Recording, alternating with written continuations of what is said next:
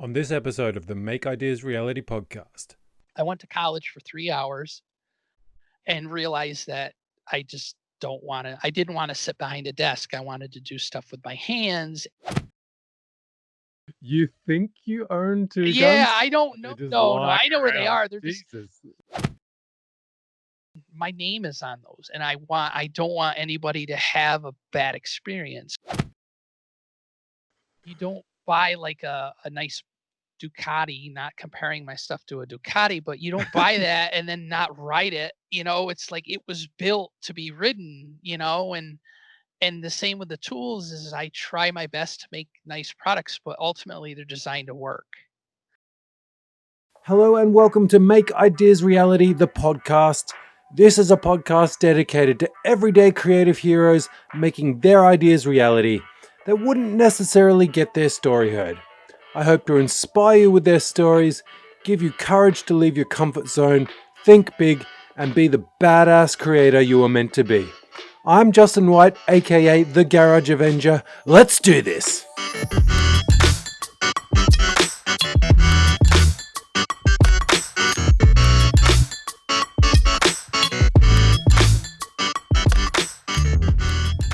Hello and welcome to the Make Ideas Reality podcast. Today's guest is the Megatron of machining, transforming raw materials into rebellious tools with meaning. With skills to envy and a heart of plenty, welcome to the show, Tony Rouleau. Hey. I got it. Yes. All right. So we met at Maker Central. As always, this seems to be a common theme, as we've always discussed. Now, I knew nothing about you, and I remember you were walking around with this suspicious briefcase. You nearly had you should have just had like a handcuff. I get told I need the fuzzy handcuffs or the long handcuff. It gets compared to Pulp Fiction, the briefcase in Pulp Fiction. And But I had no idea what was in this briefcase, and I remember just when you sort of, you said to me, like, do you want to have a look? And I'm like, yeah, I had no idea what was inside. And then you open it, I was like, what? You make these?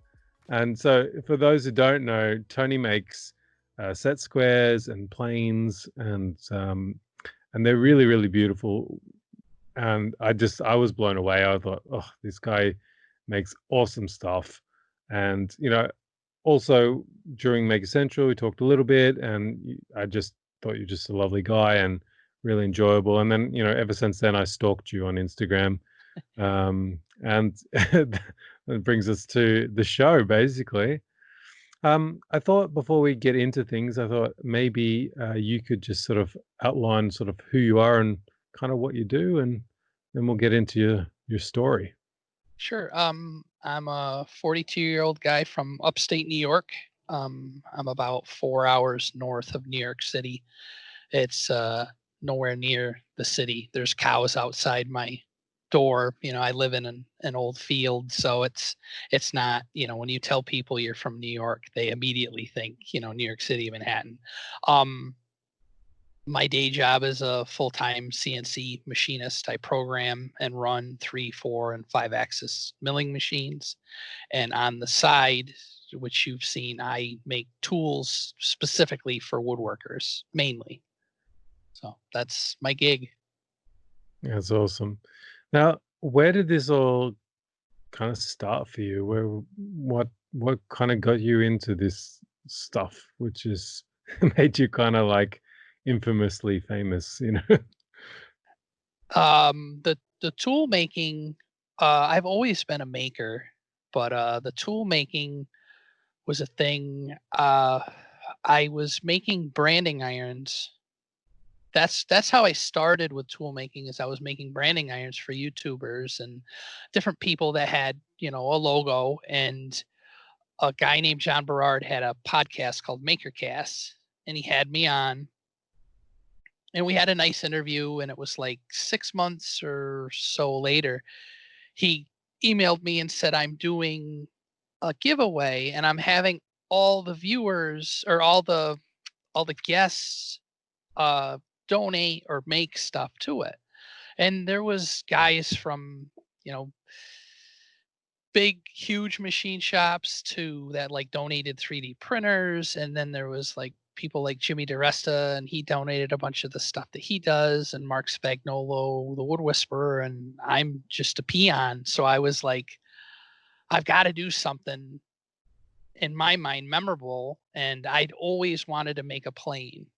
And the place that I work at for my day job, after hours, we're allowed to use the equipment as we, to do side jobs. Obviously, he doesn't want us basically running a whole secondary business out of it. But if you need the machines for a little while, he's more than accepting of it. He wants you to learn. He wants the more, his thought is the more time you're on the machine, the more you're going to learn how to use it, and you're going to become more proficient. And that's money in his pocket. So I decided I was going to make a little block plane, and uh, I designed it in my head. Luckily, I had like 6 months to come up with this. Thank God. So I designed it in my head. I'm not a big prototype person. Usually, I let stuff fester in my head for quite a while, and then I know, like, my existing tools, from the prototype to the production model will maybe only have tiny little tweaks to it. There's never any. With my machinist background, I can kind of build things in my head pretty easily. So I designed this little plane, and I made it, and I was very, very happy with it. And it got a lot of buzz, and uh, it was neat too, because the guy that won the giveaway is in like the community. His name is Mark Schaefermeyer. He lives out in Utah in the United States, and he won it, and it was just neat. I didn't personally know him at the time, but it was neat to know who the plane was going to, and that he really would, you know, covet it and cherish it. And so that fall, it was like a month later after the giveaway, there was a big convention called Woodworking in America, and it was one of the, I think it was the last time they did it. The company that did it went belly up. Thank God for Maker Central, because that was one of those places where we could all meet, and it went away. But there was a YouTube woodworker named Jay Bates, and he had approached me about wanting a plane. I think he had a little too much to drink, but regardless, he approached me for a plane, and I said, sure, I'll put you on the, I was doing, I think, 11 or 12 at the time. And I had, luckily I had like 11 other people that wanted one. So that whole autumn and winter, I made the planes. And then it was springtime. I sent them out, and I sent it to Jay, and he got it like on a Friday.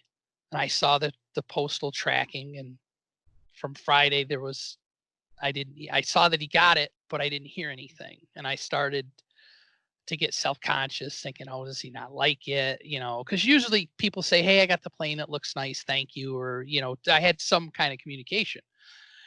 Saturday went by, Sunday went by, and I started, I didn't want to harass him, but I finally messaged him, and I said, Jay, did you get the plane? Is everything okay? And he goes, yep, I got the plane. I'm going to make an unboxing video. And I had messaged my friend Joel Crawford, and he said, if Jay's making an unboxing video, you need to be ready for orders. And I thought that was, you know, I I just kind of schlepped it off, and I'm like, I don't know how to do that. I don't want to. He's like, well, I'll do it. What do you want to do? And I said, I'll do 3 batches of 10 planes. Jay released the video at about 6 o'clock that night, and about 7:30, my Etsy store was sold out, and I was taking orders from there. And that kind of propelled me into doing this, not full time, but it's a heavy part time thing. And then I've slowly designed more and more tools. And that's where we are today. I love it that, like, you just don't know when you put Yeah. things in the right hands, things just happen like that. It's crazy, right? Uh, like, and that makes me like hopeful that, for a lot of people out there, things just happen if you just do what you love, right? You Yeah. know, that And that that was what you were doing. You were making something you wanted to do and you wanted to make, and then, you know, now you're making a little bit of money on the side for it, and I think it's awesome. yeah, and then that's basically at the time I had just had a small milling machine and a small lathe that really I could do a little bit of the work here. I did a lot of the handwork at home because that's the thing is people hear CNC and it's a four-letter word, but there's a lot of extra work. You make the part, but then the part has to fit a certain way. It has to look a certain way. It doesn't come off the machine pristine. So a lot of the handwork I would do at home. And then as I sold tools, rather than put the money, in my pocket, I just kept reinvesting it in the business. And I was able to buy a bigger knee mill, or people call them a Bridgeport because it's a brand name milling machine. I was able to buy a better lathe, and then I was able to ultimately buy a small CNC milling machine. So about 95% of the stuff I do is still at home. I have a little bit that I will do at my day job after hours, but I have hopes in 2021 of basically being able to do 100% at home and efficient. Because that's the thing is you can do stuff, but I have to look at it like a business because it is my time, and between family and work, your time is valuable for anybody. It's very valuable. So you have to weigh those factors. So if I can make a part in 30 seconds at work and it takes me a half an hour at home and I have 30 of them to do, it's just not, I will use that, to my advantage. But 100%, man. yeah, but Uh, I'm getting better at, my background. A lot of the stuff that I do at work is fixturing and figuring out how to run multiple parts, and that comes into play. That almost feeds that's like the nuts and bolts where I get to be creative and artistic at home. Then my day job training has taken over, and it says, okay, you can do this, but you know don't make one, make 10, and that's made me profitable, but it also makes it worth my while for me. yeah, yeah, and you talk about a lot of your skills. Like, where did they all come from? Like, were you handy as a kid? Like, were you doing things as a kid, or Yeah, did this I come after school?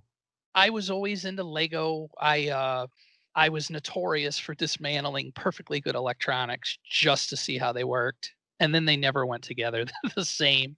But I think I've heard a lot of makers did that as children, just the exploratory way of looking at things.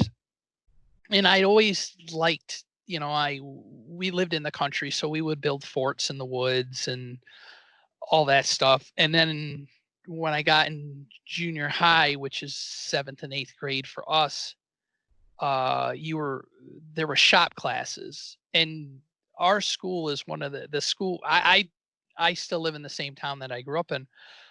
A lot of the shop classes in the US have kind of gone away because of the whole college mentality, and the trades were, not the greatest. But the town I live in, they've kept it. But I was really big into woodworking in the shop class, and my father has worked at a hardware store for it's probably close to 50 years now.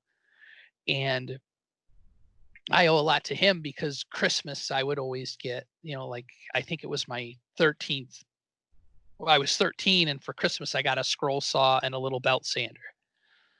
And I would just find wood and cut out little puzzles or make things for my grandmother or my mom, and that fueled my making. And then in my teens I did bird carving and stuff, eh, uh, things like that. And then once I was just out of high school, I went to trade school to be a machinist. And I remember being a little kid and going to my uncle's, my grandmother on my father's side and my great uncle. They all had like this little. it wasn't a commune, but it was a cluster of houses at the end of a street, and they all lived there. So it was neat because you could just go visit all your aunts and uncles. And there was this little shop by the railroad track went by there. There was this little shop there, and I remember going in, and there was all these big machines, and I had no idea what they were, but I knew that they were injection molders. They made pieces of plastic, and I was only allowed to do it like once or twice, but I could go in this room and I had to stand a ways away, but they were pouring molten metal. And when I got older, my dad was able to explain to me, so I understood. They were pouring zinc, and they would make these zinc donuts that had a set screw on them. And what they would do is they would sell them to the Navy or all these big shipyards, and they put them on the screw, the propeller of the boat. And the salt water, when it hits the zinc, it creates an electrical current, and it keeps the screw or the propeller from rusting. Yeah, it's And a this was like, sacrificial anode. yes, it Yeah. was an anode. Yeah, Mm. exactly. And they made these anodes for the boats, and that was like their bread and butter. And I just never put the two together that that was a machine shop. And then I went to school to be a machinist, and and just starting, and then I come to find out I had 7 or 8 uncles in different parts of the state or the country that were machinists on my father's side. It was interesting to know that that was there, but yet I didn't know. I just chose the whole idea of precision and cutting metal always interested me. I took a course in high school. It was metalworking, and you learned how to like braze and arc weld, but there was a milling machine and a lathe there, and I think I was the only one to run the lathe, and I think I ran it like once, but it still intrigued me and I found it interesting. But it wasn't until I got out of high school that, you know, Did you did you go straight from high school into machining, or did you do anything in well, between that?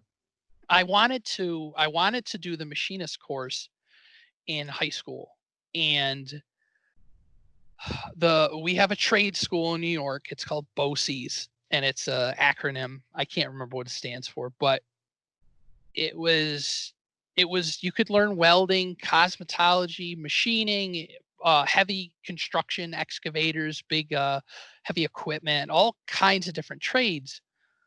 And machining and nursing were the two. They were considered college level courses. If you passed them, you actually earned college credits if you wanted to follow with a degree.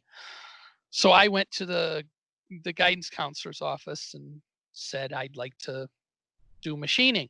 And they said, and it was total BS, but they said, "Oh, no, you're too smart. You need to get what's called a Regents Diploma." And what a Regents Diploma was, is it was it was a you took a certain set of courses that were slightly above average, and you got this gold stamp on your diploma. And they made a huge deal out of it, and it was always this thing. And when I got older, I realized, and I was also told, that the schools get they get a kickback for a certain number of Regents Diploma graduates, because it shows that, whatever the county or the state produces X amount of students. Well, the gold sticker didn't mean anything. I never went to a job interview. They just said, "Oh, you have a diploma," and then they moved on to your other training. It was never, "Oh, you have a Regents, we're going to pay you X amount of dollars more." So they told me no, but luckily they had a strong technology program. So I learned architectural, mechanical drawing, CAD. I took every single technology course I could, along with my regular courses. So that helped. And then I decided, well, I've got to go to college because that's what you do.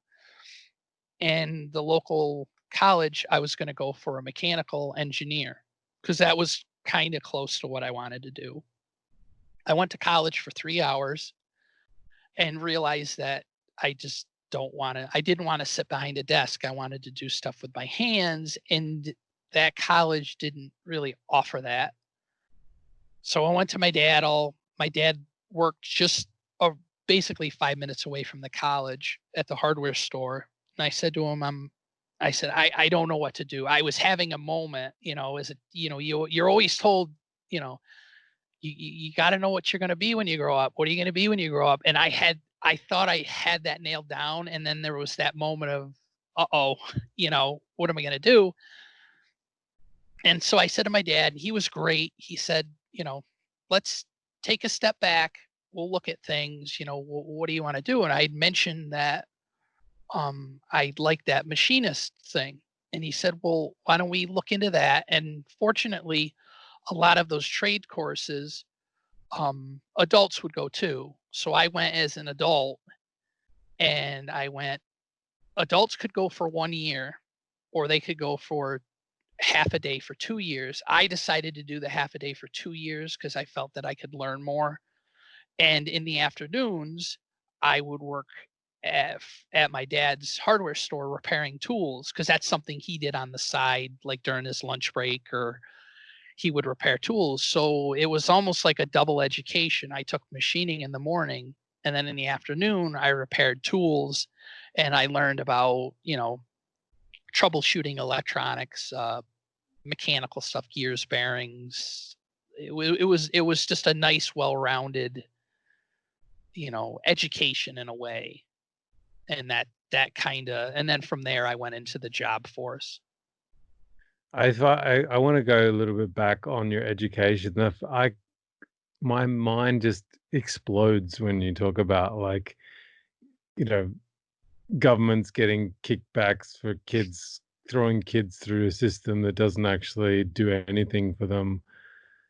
We've talked about it, I don't know, 100 times already on this podcast, but it just blows my mind about how many people go into our education systems throughout the world. It's not the same, it's pretty much the same, I should say, around the world where everyone's listening here. The Mhm. systems are pretty similar, and they all go in, and people like us who are a bit, different, you know, Yeah.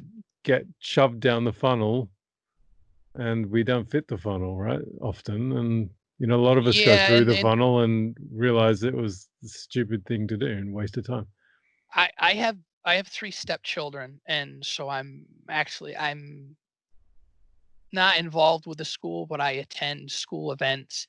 And in the 90s and the early 2000s, it was college, college, college, college. That's it. That's it. And it was refreshing to see. I have my youngest are twins, 13-year-olds, and when they moved up to the high school, which is our junior high, it's weird how our school is. But anyway, so they moved up, the principal spoke, and he specifically he referenced trade schools and college and other things. He didn't just say, we're preparing these kids for college. And that was refreshing, that they're starting to look, because everybody can't be liberal arts majors, and there's nothing wrong with that. It's just, not everybody's going to be a banker. There's people that the apprenticeships and stuff are so worthwhile, and I think America really lost track of that.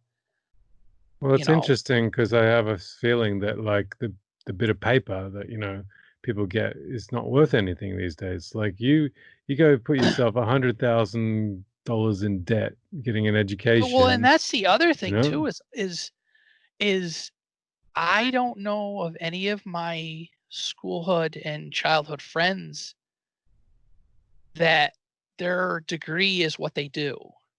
Yeah, I don't think. And that's fine, but like, I have my close childhood friend. He has a degree in history, and he does administrative stuff for the state, and he makes good money, and he does well, and he needed that piece of paper. But it's like, a history degree doesn't roll into that. And it's just, to me, maybe it's the maker mind or whatever, because everything has a reason for me. I just don't see it'd be like me going to school to be a plumber and then go work as a machinist. It's there's they're different. I just yeah.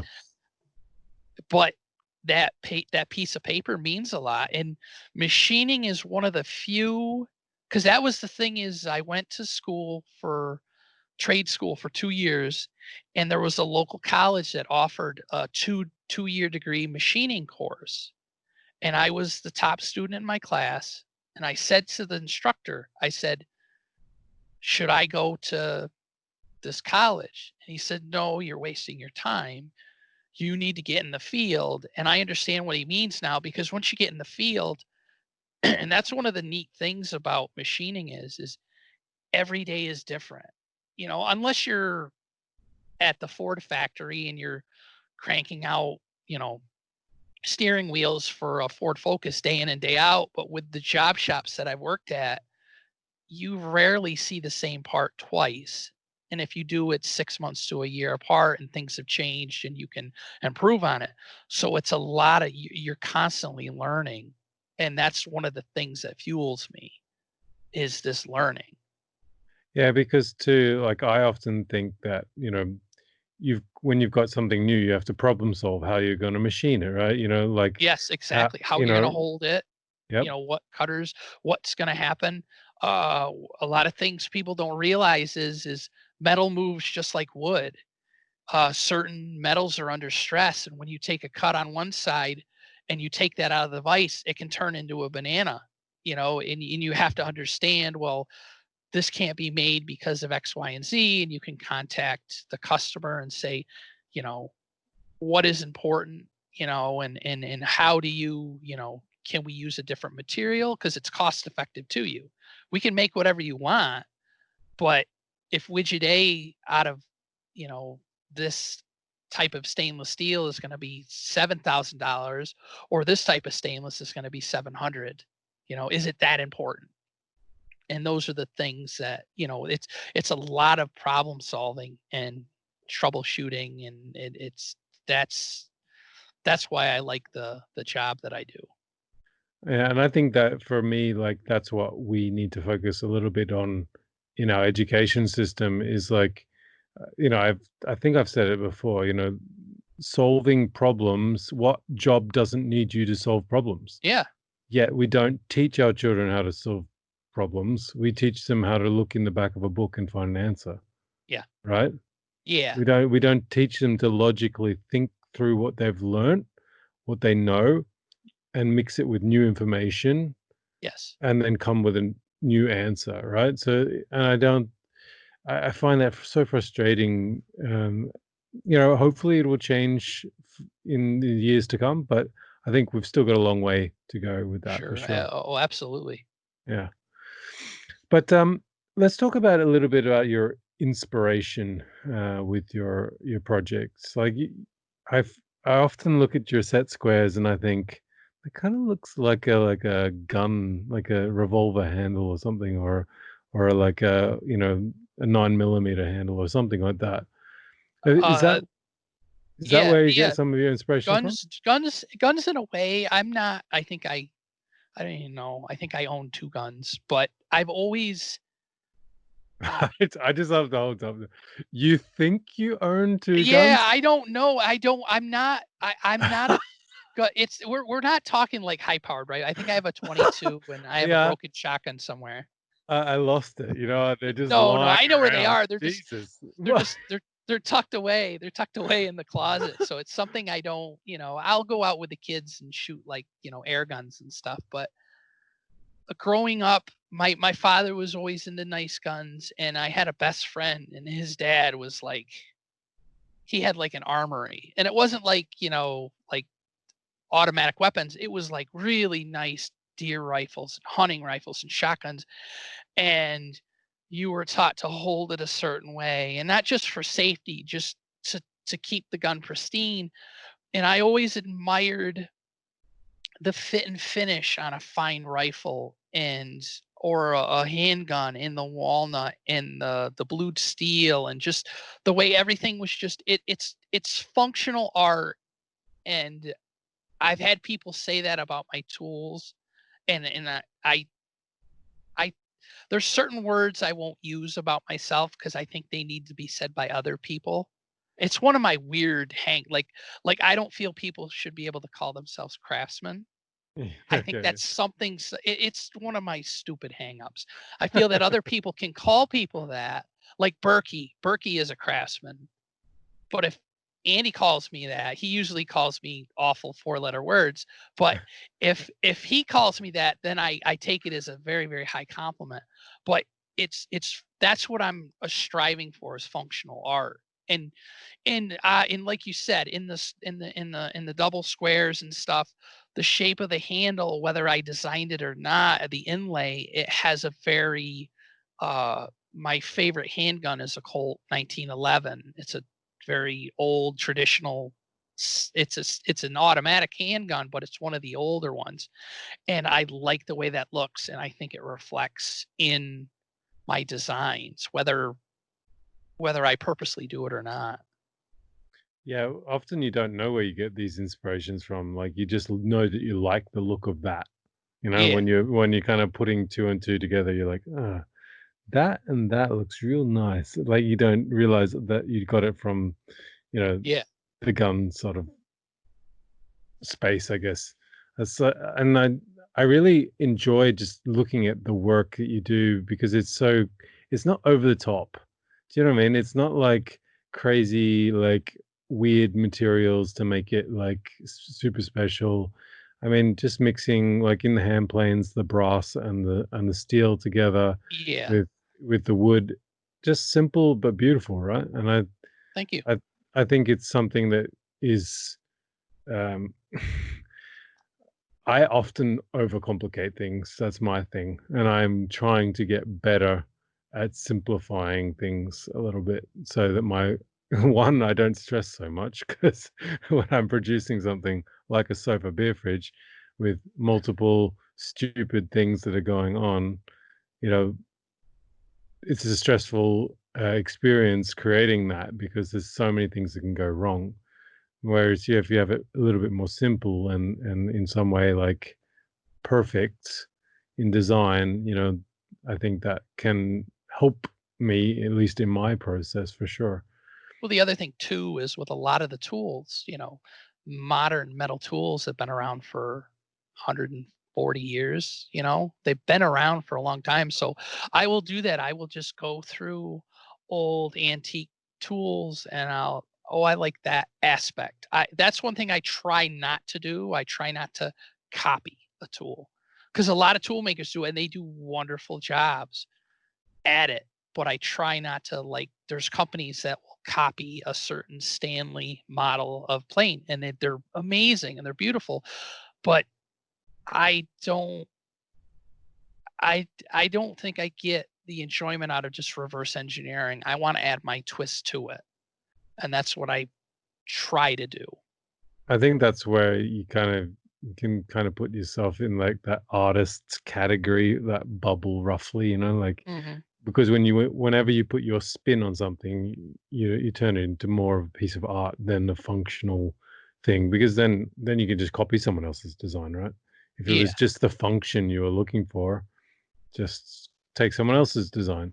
But the Yeah. fact that you make it your own makes it more like speak who you are, what you're about, right? So Mhm. I think it's awesome. Do you have a problem with though, like perfectionism and trying to let go of things? Um I do with my tools because people pay a premium for the tools I make. I mean, you're not going to go to, I don't know any stores in Europe, but you're not going to go to like a hardware store and buy a tool like mine. Not that those tools aren't bad because I make these tools with just everyday stuff. Some of it's cheap import stuff and some of it's, high end German stuff. Some of it's made in America stuff. But I I have to be a perfectionist because especially with this, because if I make 10 squares, 9 can't be perfect and the 10th just be like, "Ah, all right, it's going in a box."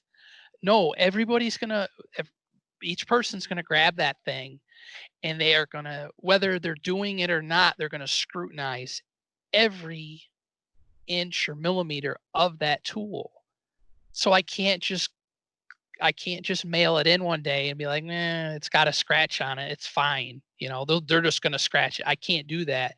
And I like that because that keeps me sharp, and it keeps my eye trained for really checking defects. But with the day job, I worked at a job shop that did a lot of high-end machining early on in my career, and I really built up that foundation for being a perfectionist and doing real high precision work. And then I worked as a machinist for a medical facility that made catheters and everything that for chemotherapy and all kinds of stuff. So that was a whole other, basically, having your shit together, Mm, just mm. keeping it together, making sure you were doing your job. And I learned a lot from that. And then I went and I spent it was like 7 years as a millwright. And millwrights are very precision people. But I also learned in the field what matters and what doesn't. If we get a print and, like, I went back to say that we could go back to the customer, like I said before, and if something costs 7,000 or 700, if you realize you have a part in front of you and it has to have a perfect bore for a bearing to fit in, and then it has to have pins that align this thing perfectly, but the outside doesn't matter, it just has to look nice. You learn that, especially in a machine shop, in order to make money, you don't make everything to like a micron. That bore has to be within like a couple microns, but the outside, as long as it's within the tolerance that the engineer has designed or you're given, it's fine. You don't take the time. So say something has to be 100 millimeters plus or minus a millimeter, and you cut it and it's 100 and a half.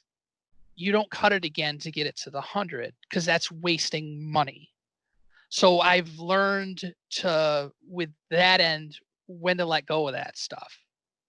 And it's almost like a selective perfectionism, where, like I said, and again, my name is on those, and I don't want anybody to have a bad experience, because, like I said, they wait a very long time and they pay good money to get something that they're excited to get. People don't order a square or plane because they need it for a job next week. It's something that they're gonna, you know, enjoy and take care of and use. And I want that experience to be as positive and as cool as possible. Yeah, because like talking with Jennifer Bauer, the engraver, geez, nearly 10 episodes back, I reckon now. Mhm. She's, one of her first planes she engraved was yours. Yes, yep. Is pretty cool. Izzy Swan wanted her to do it, and it took a lot of coaxing because it was something Jenny wasn't comfortable with, and I can understand that. We'll get stuff, at the machine shop, that you'll have somebody that spent 80 hours on something, and you just have to put a hole in the side, and they're not able to do it on their equipment. That makes that thing so much more valuable. But then now you have something that is a little more art oriented, or someone has poured their time in it, and the recipient of it, so there's a lot of pressure to undertake that. And I understand her being reluctant at first, but she did a beautiful job on it.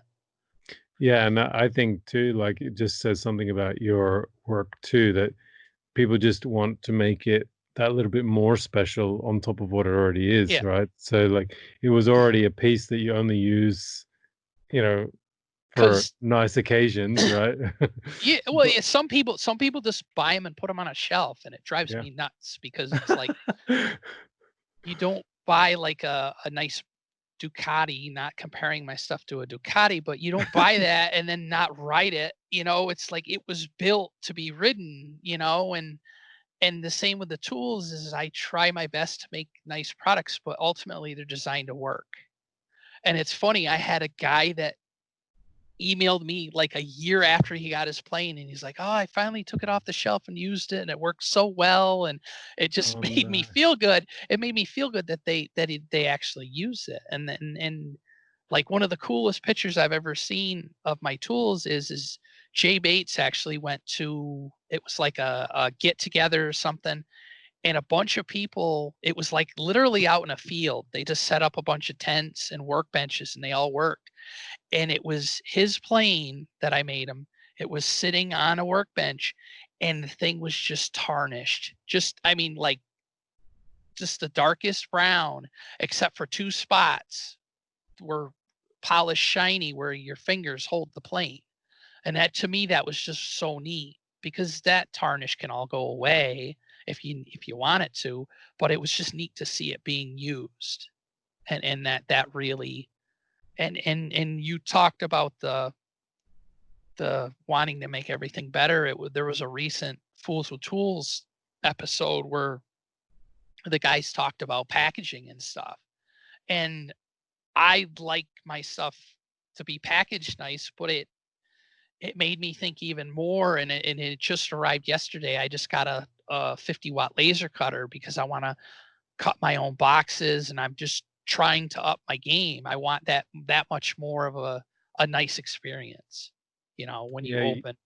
yeah, that sense of occasion too. Like when Yeah. you get some box with the logo on it and opening it, and then just even what it's packed in inside the box Yeah, because makes it makes a big difference, right? I bought an apron from a guy. His name is Jason Thigpen. He's from I think it's Texas Heritage Woodworks, I think.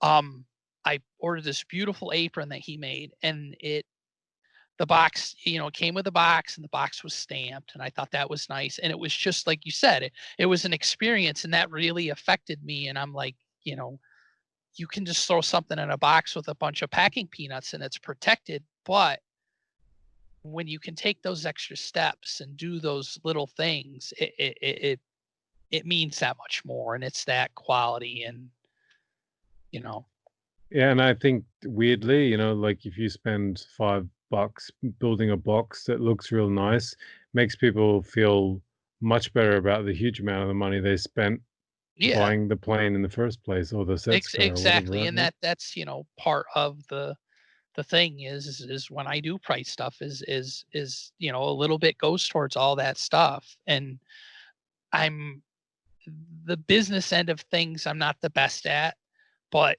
it's something I always try to evolve at, because the tool making I is what I'm best at, but I'm constantly trying to do better in all the other areas. Yeah, you said you're not very good at the business stuff. Would would you consider going full time into making these tools and dropping the machinist job? I think it's someday, and by someday I'm thinking like 10 or 15 years out, but we have bills. We're a standard American family. We have, like I said, bills. Uh we have health insurance that we have to deal with. And in order for, my wife Mackenzie can get health insurance through her work, but it's a lot more money than what I pay through my full-time job. So that would be a tremendous hit. So in a way, I would have to make what I'm making at my day job, and then I would have to at least offset that in order for us to be where we are now. So what we've decided to do with the business is the business allows me to buy toys, tools. I'm always this is what I do. I make during the day, I make at night. It's just what I've relinquished myself to doing. I like making things, whether it's a paper airplane or it's a garage or something. I like making. And this brings me enjoyment and the tools. And uh I'm I we're f- most of the money from the business gets focused back into the business, but there's things like we were able to take our trip to England. We spent almost a week in Scotland, and then we came down from Maker Central, and we had a wonderful time. And I don't think we would have been able to foot that bill if the business wasn't there. And that was nice to be able to do. And I think that that's really where unless I get severely burned out, which I have my days where I don't want to, do anything, but right now, as of now, I still enjoy this tremendously and I want to keep doing it. But I think what has to happen is I think, we have to continue to bring our debt down. Maybe when the house is paid off, the mortgage is paid off, then I would be in a position to do this full time. And also things like what happened this year with the virus. I was lucky. I Everybody placed their orders with me. I finished up my orders for the year at about the end of March before everything really hit, and I noticed it hit people because I had certain people that came to me and said, "Hey, I put a deposit down on a square, you know, but my wife just lost her job for I don't know how long." And again, because this doesn't put food on my table, I was able to say, "No problem. It's going to be a good while before squares are done. Pay me when you can, and I'll if your square is done, I'll hold on to it. I'll put it in a box and put it in a cubby somewhere, and when you can pay for it, it's yours." And that I like being able to be that way and not be so business, like cutthroat. Hey, you bought this, blah blah blah. I want people, again, it's part of that experience that I'm trying to do. But as of now, I'd like to keep it part time, until maybe someday I'll build my name.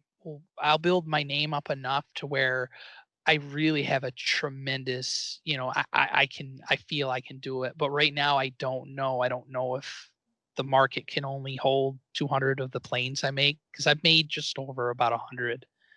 And I don't know if that well dries up and it's my job, I have to find another tool that's going to sell. And then that's just extra pressure. And what is a passion turns into a job. And Mm. that's a whole different thing. And this is a job, but it's still a passion. And I like where I am. Yeah, because I really enjoy kind of hearing about the fact that you can use the business to go do things that you want to do, like go to Mhm. Scotland and go to Maker Yeah. Central. You know, use that sort of money that comes in from that to help do the things that you guys want to do, Yeah. especially as a family as well, right? Yes. You came over to Maker Central with Mackenzie, and Yes. and that was good for you guys as well. So, like Yeah, and that it you was a have to. nice vacation, and it also makes this that much more worthwhile that you can that hey, the planes are done. I can, we have a little chunk of money. We can, do something to the house, or we can go on a vacation, and you know, And you have to see the positives out of that too, right? So, if you, again, like you said, turn it into a full-time business, there's a risk that you don't have that extra money to play around with, and then you don't get to do those yes. fun things, right? Yeah, and that's the thing, and then that in a way cuts me off from the community, and that's one of the things that's been so great is it's so, and I'm sure you've had the same thing when you try to explain to people that you have friends on the internet that you're going to meet and visit. A lot of normal people just they look at you weird. They're like, "Oh yeah, you're going to meet someone on the internet." It's like, "No, it's different." And it's you it I'm kind of a quiet person, so it's nice that I can walk through the door of some place and I already know who Joel is, or who Laffy is, or Berkey. There's that friendship that's already there. You just kind of have to do the final step, the face to face. Yeah. And And that's it's all I find too. Like I can't explain to people. They just like I don't I can't talk to normal people. It doesn't work for me. Like, oh yeah, like the football. Have you seen? No, I didn't see the football. Yeah, I was fixing my house and I was clipping my lawn and I used this fertilizer. I'm like, I don't care. Like, I'm the same exact way. I can't do idle chit chat. I can do idle chit chat if it's somebody I'm friends with, but if you're at the party and it's the all the guys are standing around with a beer in their hand, I will find some place to go and just like look at how something is built, or I can't, and then you try to explain to people what you do or what you make, and you just see the eyes gloss over, and it's just not worth it's just not to me, it's not worth my time because they just don't care. When you explain what you do to another maker, even if they don't truly understand it, they will take the time to try to understand it, just because I think it's the way their brains work. They're interested. You Yeah. know, it's like the infrared sensor that we talked about before. And Yeah. I don't truly know. I know a little bit about that, but not enough to know. But it's interesting to me to hear that, because you put it away, and I might be making something 6 months from now and think, oh, well, Justin mentioned that, and you Google it, and it opens the door to someplace else Yeah, where or you you get. send me a message saying like, Yes, "What exactly. what what infrared sensor did you use? Because I'm doing Yep. this," and I'd be like, "Don't do that! Don't do that!" Yeah, exactly. And that's because it's funny, because in the groups, I'm quite boisterous, and mouthy isn't the right word, but I try to be funny and break balls and just have a good time. But like in the real world, I'm very quiet, and I just don't, unless I'm with my people, my maker friends, I'm usually very quiet and reserved and don't really want to talk to anybody. I guess it's not the best way to be, but it's how I am. So But like if you're that type of person, you're that type of person. I find it interesting. Like I know I should be better, like socially in the groups and things, but I find it very hard to like jump in. Probably because I'm not a tool person. It's so weird. Like like if if tools like had like a child services equivalent, like they would be calling the child services on me, like because they'll be like, "You're abusing these tools." the Like, Adam Savage, everything's a hammer. yeah. Like I use, of course, the tools, and I try to look after them best I can. But I mean, I do things with tools that shouldn't be done, and I think it's probably because I don't have very expensive tools. Like I'm not fully invested in top quality tools. I just have a lot of junk tools, if you know what I mean. Yeah. Oh Um, yeah. so that's probably why I use and abuse rather than necessarily look after. And there's room for that, and that's one thing I don't like people when people do. I don't like people that tool shame other people. Oh, you don't have Festool, or you don't have this, or you don't have that, or that thing's garbage. And I have, like I said, I have stuff that's like high end German and United States made, and then I have just cheap Chinese junk, but I use it once every 6 months, and it works, and it does what it needs to do, and then it gets put back in the cubby hole. The stuff that I use day in and day out, I try to maintain that high quality stuff, but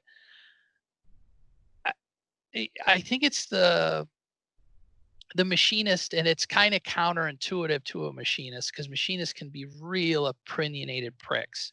But if you put 12 machinists in a room, and you put a piece of metal on the table and a blueprint, and you say make that, all 12 are going to do it differently, Hmm. and their way is going to be the only way. That's it. There's no ifs, ands, or buts. And it's hard because machinists, like, I don't belong to hardly any machinist groups on Facebook because they are quite opinionated. And he was an older guy at the time. When I first started, he basically pulled me aside and he says, go ask Rick, and go ask Ray, and go ask Gordy, and go ask, how they would do it.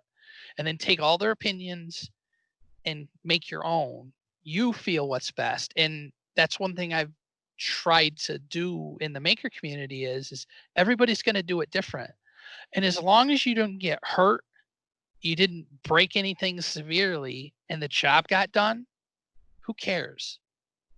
If we're all going to do something different and you don't think that's the right way to do it, it doesn't matter as long as the person got the results they were looking for. And like you said, with the tools, they're your tools. Use them how you want. But some people will lose their ever loving mind over it. And it's like, why? Why are you wasting your energy on that? If as long as that person is happy, and you could be a millionaire and we don't know, and you find it funny to blow up cordless drills every 2 weeks and buy a brand new one. Who cares? It's just, I'm kind of rambling, but I don't like when people browbeat other people over that type of stuff. As long as the outcome is what they were looking for and that customer or person is happy, who cares?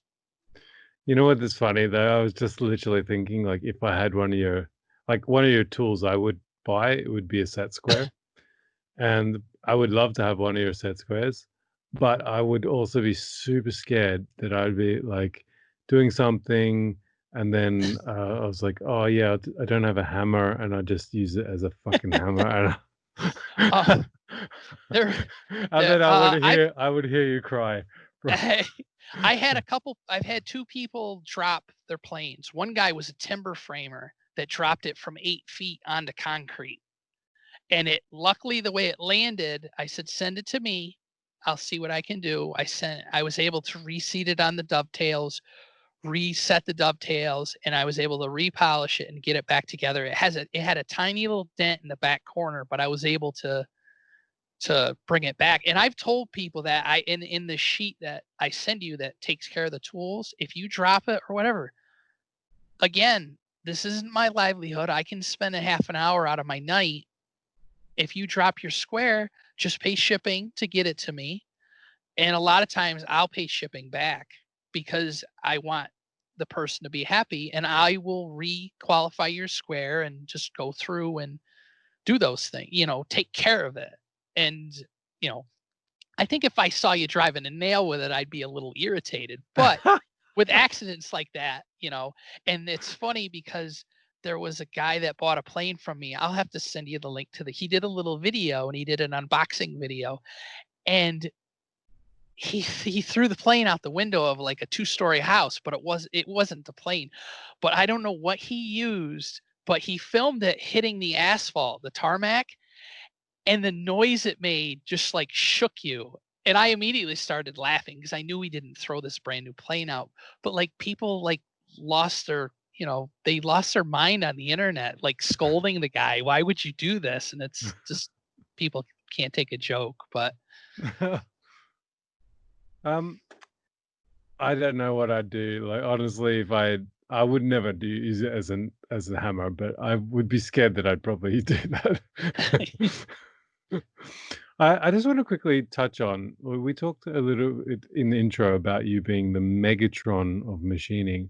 Now, I only say this because in the background you have Megatron and Starscream, it looks like, yeah, there's in a on the back. bunch. There's Like, Soundwave, and then there's a little Starscream, and there's all kinds of little trinkets.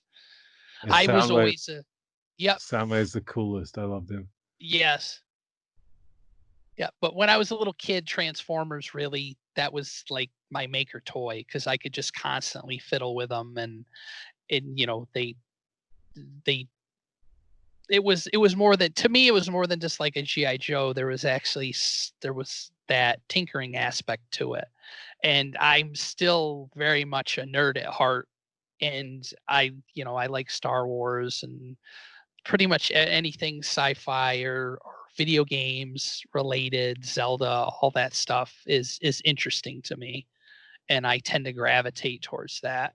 Because one like dream build I would love to do is, and I keep looking into it, but it'd be a huge chunk. Is I want to make like I would love to make blaster replicas, like the Han That'd be cool. Solo blaster and Yeah. everything, and I'd like to do. I know a lot of people buy like the prop guns and then they modify them. I would love to like machine it from scratch. I think that would be really neat to do, but that's got to be one of those things where I'm on like a hiatus from tools.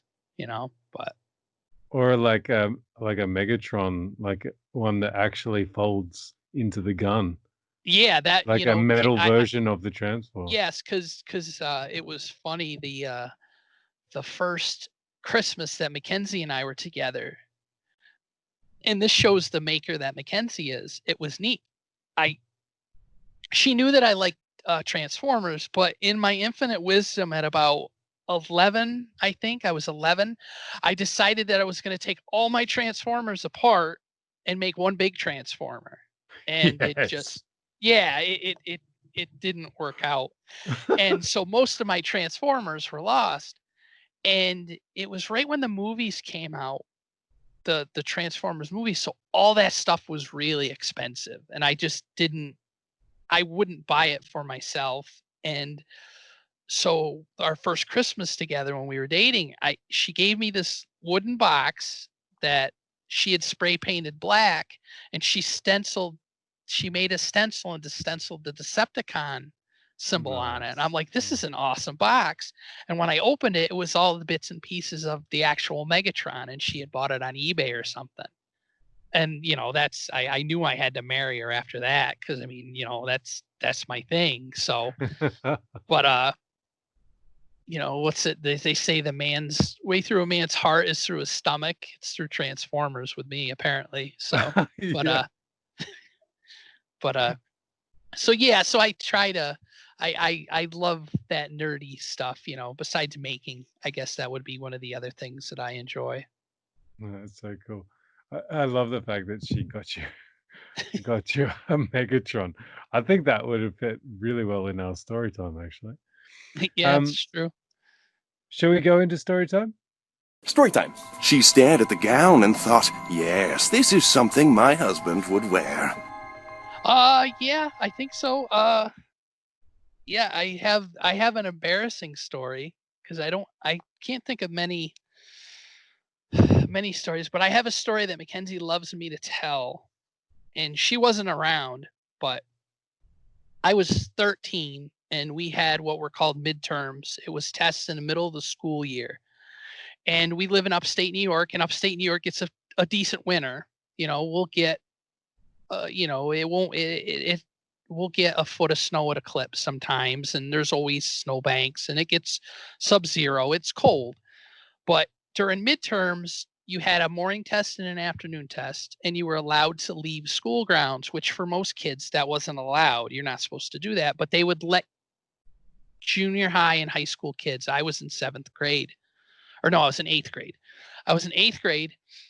So there was a McDonald's about, I guess, a half a mile or a kilometer down the road, and you could walk the streets or you could cut through this graveyard, the cemetery, and it would open up onto the shopping mall, and the McDonald's was on the other side of the shopping mall.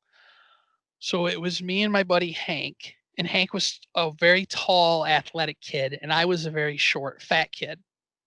And so we walk through this field, we go through the cemetery, and they had plowed the snow up against this chain wire fence, and the chain wire fence was maybe 4 feet tall. It was tall enough that if you weren't athletic, you couldn't hop over it. But the snow went all the way up to the bank, about almost to a foot to it. So Hank, of course, is long and lanky, and he jumps over the fence. And I wasn't the most coordinated soul at the time, so I kind of straddle the fence. Well, there's those little, where the wire terminates, there's the little foldovers. Well, it hooks my pants I right at my taint, right in the middle of my whole crotch situation, and I'm stuck. And there's a department store and a strip mall. You're looking at the back of all that, and then there's a huge parking lot. And I go, Hank, I'm stuck. I'm stuck. And I go, you got to help me. You got to help me pick me up over or try to unhook me. And he says, no way, dude. There's cameras back there or back here. And he runs away. So now I'm stuck. So finally, the only way I can do is if I throw all my weight over on the other side, and I fall over the other side, and I hear this tear, and I tore my pants from where my pants button all the way backed up to the top of my butt crack. So that's wide open. So I'm holding my pants together with my hands, and I'm slow walking across the main shopping plaza in this town. And unbeknownst to me, my grandfather was sitting in the car, and apparently my grandmother, who I was very close with, very, very close with, she was inside shopping. Well, he saw me and he thought I crapped my pants. Did he say anything to me? No, because I would have just got in the car and had my grandmother drive me home, and I would have changed my pants. So now I have to do the walk of shame all the way to McDonald's. So since it You're was still going to McDonald's. yes, I had to. I had nowhere else to go. I mean, my house was a good 6 miles away. So I waddle into McDonald's, and it's just full of high school kids because it's the break between the tests, and that's what she did. So I go to my buddy Matt, who's already sitting down eating. I'm like, Matt, go to your house and get me a pair of sweatpants, because I knew they would stretch and fit me, not like jeans. So he goes and he comes back, and at the time they were fashionable. I had like Timberland boots on, those real bright tan boots. He comes back with a pair of his mother's lime green sweatpants, and his mom's practically a hobbit. She's tiny. And I'm like, dude, I can't do anything. And he's like, that's all I could find. So I went in the bathroom and I put on these skin tight lime green sweatpants with my bright tan boots. And then I had to sit in McDonald's until my mom showed up. And so that was that's my story. So I just love the fact that you didn't like turn around and go back to school. Like yeah, it's just you went to McDonald's. You're still determined to go to McDonald's. yeah. Well, it's McDonald's. For a 13 or 14-year-old, that's gold. Yeah, what's not to love? Let's go into Inspiration Nation. Yeah. Inspiration Nation.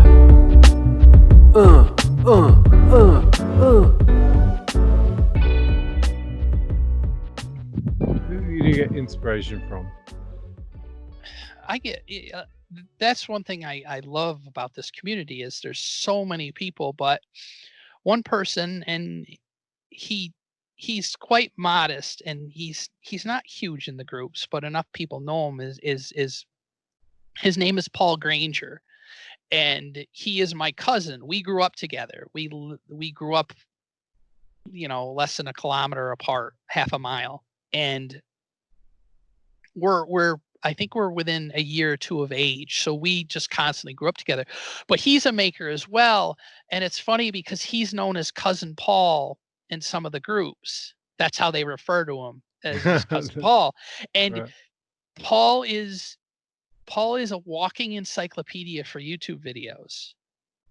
I can text him and be like, I'm thinking about building a router table. And he'll be like, oh, Jay Bates and Jimmy DeResta, and he'll just rattle off all these names. And he's like, oh, they have really good videos. And he's like a partner in crime with me in like at the maker events, but also he's very good at figuring out how to do things. Cause I'll come up with an idea and I'll be like, nah, and I just shrug it off, and he'll sit and let it stew. And it'll be an hour, it'll be a day, or it'll be a week. And he'll be like, what if we did X, Y, and Z? And I'm like, oh, that's brilliant. And that's one thing is his way of thinking, and he has his own way of perfection. And I've always enjoyed it, and I thrive off of it. And he inspires me greatly. I mean, you always need those people that can come with ideas that you can't figure out. Yeah. I feel like I'm that person for a lot of people, but then I have those people that I go to Sure. for that. I think it's really cool. I will make sure that he's linked in the show notes. Let's go to Hack Attack. This is Hack Attack!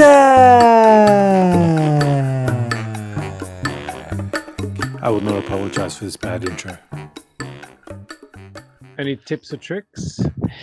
I thought long and hard about that because I'm like, all I know is like weird machinist stuff. But One thing that's universal is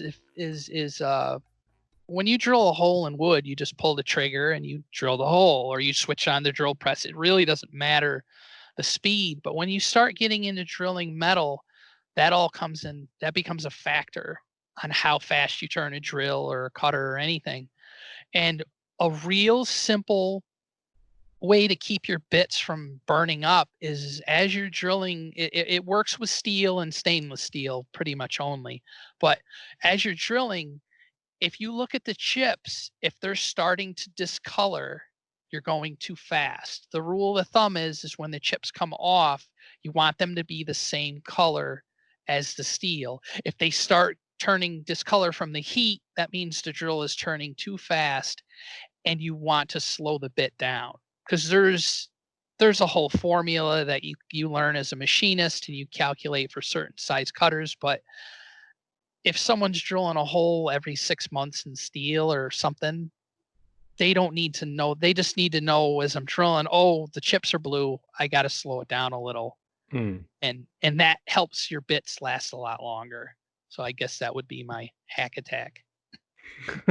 I think it's valuable, man. Like, Yeah. because I had never thought about that. Like in those ways, I kind of, through my experience, know that when it's not cutting right, you're going too fast, basically. So, Yeah. but Well, I that's never the other really thought thing about too, is colors. yeah, the material will call what's work harden. It'll harden to the point where you can't cut it again, and which is not fun. All right, let's go into rapid fire 5. Hey, what are you looking at? Get up and dance. This is the Rapid Fire 5. You ready? Yeah. All right, question number 1. Creativity is? To me, it's freedom. It's freedom to do what you want. You're expressing yourself. What was it? Hannes said the same thing. He's like, it's freedom. It's like a way to express who you are. Yeah. Yeah. Question number 2. What is something that people get wrong about you? Well, we talked about it before. I think it's the machinist perception that everything has to be perfect. And I, like we said, I am a perfectionist, but there's times where, you don't have to be. And I'm not this ridiculously anal person that everything has to be precise. And so, Question 3. What's your favorite film? Snatch with Brad Pitt. That's a Those guys. good That's one. the Guy Ritchie film. That's one of my favorite. I think it is even over Star Wars and all that. That movie can be on and I will sit and watch it.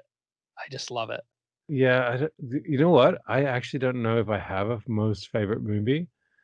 I think one of them has to be pretty close to Fifth Element. I don't know why. Every time that's on, I watch it. Yeah. And, thinking about like Snatch or stuff like that, another one that I really enjoy is Boondock Saints. Yes. Yeah. Not number 2, not number like the original, the first one. Yeah. Sure. So they're the ones I kind of think about, but I don't know if I have a proper favorite. So I love it. I think Snatch is an awesome movie. Yeah, I love the pace of it, and it's funny, and there's so many quotable moments from it. And 100%, man. All right. Question 3. Oh, 4. Sorry. What's your everyday carry sort of consist of? this is where I lose tons of maker points. I'm not a big pocket person. The one thing I do force myself to carry is I always carry a tape measure. I found more than, there's times where you need a knife, and that's one thing I really want to make next at some point is like a proper pocket knife in my style. I think, the whole brass or wood, and I want to do that. And I think then I'll start carrying a knife, but a tape measure. I find myself, Mackenzie and I could be in a store somewhere and we'll be like, well, we need blah, blah, blah. And I'll be like, well, is it going to fit or whatever? And you have, that's my old man thing. I carry the tape measure wherever I go. So, but I'm not like Jimmy. I don't have the ice picks and all that stuff, I'm not that person either. I'm glad you're Yeah. not, because Yeah, it's just part of me wants to like build like a tape measure into like the bottom of my like shirt or something, like you kind of oh just yeah, whip it out like if you need it, and yeah. You it's could like put it's it on a, in or the band yes, that's sewn in there. Yeah, or like your belt could be like a actual tape measure or something, I'd end so you up could letting just. go too quick, and it would like cut my gut or something. All right, this is not quite rapid fire 5. What does happiness look like? To me, it's the shop in like late November, December. It's cold. There's a fire in the wood stove. Mackenzie's turning. She's tinkering in her corner of the shop. The music's going, and I'm just working on projects. That to me is like pure happiness. I just That's what I look forward to. Yeah, and I asked this question because I think realistically, like that's how I look at like success. For me, like success is what is like just being happy with what I've got and what I'm doing. Hmm. Like, admittedly, I fall off that bandwagon all the time. Oh, So, sure, but but like I like to think I steer back to that quite often as I can. and and that's one thing is I work best by myself, but I love having people in the shop. I love if someone says, "Hey, I've got a thing, can I come over?" And absolutely. I love being able to share the shop that I built. And that's why like Mackenzie turns wood and she does beautiful bowls and stuff. And she's really expanded how she does, her work and her art. And I just love the fact that, we can be down here together and she can do her thing and I can do mine. And it's a way of coexisting, but yet we're expressing ourselves. And I like being able to share my shop. Yeah, I like that too. Like if people could just come around and hang out and do their own thing, Yep. like that makes me happy because it's weird because you can actually just like, hey, what do you reckon about this? Just a quick question. Like you don't even Hmm. need to hear their answer. It's weird. You just kind of like it's a sounding board for Sure. Yep. ideas. That's what I enjoy at least anyway. I think that's awesome. I think it's great that your wife's into being in the shop with you too, because yeah, my wife's not quite like that. She's very supportive of what I do for sure, but definitely not doing her own turning in the shop. In the shop. Um, let's wrap it up then. Where can people find you? Um, I'm I'm in all the Facebook groups pretty much, Fools with Tools, and we like to make stuff, and I'm on all those. As far as the business end and stuff goes, I'm most active on Instagram. It's Hillview underscore WM is where you can find me. And I also have a website. It's hillviewtool.com, all one word. And that's where you can see some of the stuff that I've done. And also I have information on when like the next tool sale is going to be. That's So cool. I just want to say thanks, Tony, for coming on the show. Thanks for thanks sharing for having me. It your was really journey. fun. Yeah. I also want to thank everyone for listening.